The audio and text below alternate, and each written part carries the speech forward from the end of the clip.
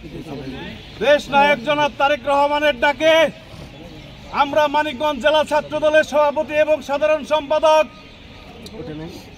বাংলাদেশের 18 কোটি মানুষের 5টি মৌলিক অধিকার প্রতিষ্ঠার আন্দোলনে গ্রেপ্তার হয়েছিলাম। আমরা দেশ নায়ক জনাব তারেক রহমানের ডাকে বাংলাদেশের 18 কোটি মানুষের ভোটের অধিকার প্রতিষ্ঠার আন্দোলনে গ্রেপ্তার হয়েছিলাম।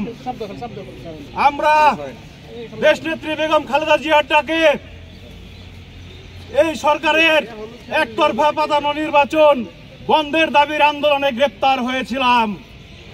আমরা মানিকগঞ্জ জেলা বিএনপির নির্বাচিত সভাপতি, মানিকগঞ্জ জেলা তৃণমূলের বটবৃক্ষ আফরোজা খান রীতা আপার ডাকে বাংলাদেশের 4 কোটি তরুণ ভোটার জীবনের প্রথম ভোট প্রতিষ্ঠার আন্দোলনে গ্রেপ্তার হয়েছিলাম।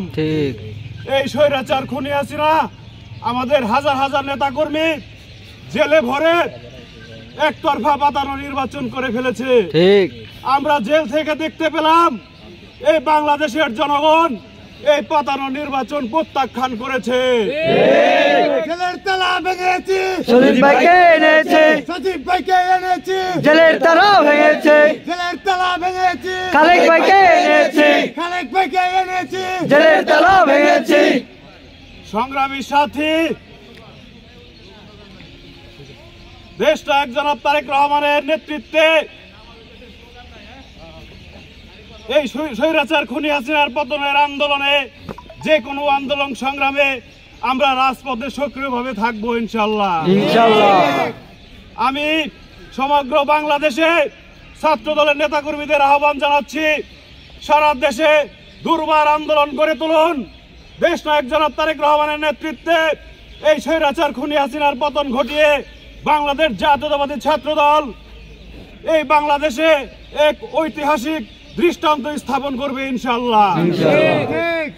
আমি সর্বশেষ একটি কথা না বললেই নয়, আমাদের মানিকগঞ্জের জিয়া পরিবারের নিবেদিত প্রাণ আমাদের অভিভাবক আফরোজা খান রীতা আপা, আমরা গ্রেপ্তার হওয়ার পর থেকে আজ পর্যন্ত সব সময় জেলখানায় সবার ফ্যামিলি সহ সব জায়গায় খবর রেখেছেন। কখনো জেলখানায় 100, কখনো 150 শতাধিক নেতাকর্মীদের লিস্ট করে জেলখানায় দেখা করেছেন, খবর নিয়েছেন। অনেক নেতাকর্মীর ফ্যামিলিতে বাসায় যেও খবর নিয়েছেন। এর জন্য আমাদের প্রাণপ্রিয় নেত্রীকে আমাদের পক্ষ থেকে, মানিকগঞ্জ জেলা ছাত্র দলের পক্ষ থেকে ধন্যবাদ জানাচ্ছি। রীতা আপার ভয় নাই, রাজপথ ছাড়ি নাই, রাজপথ ছাড়ি নাই, রীতা আপার ভয় নাই। সংগ্রামীর সাথে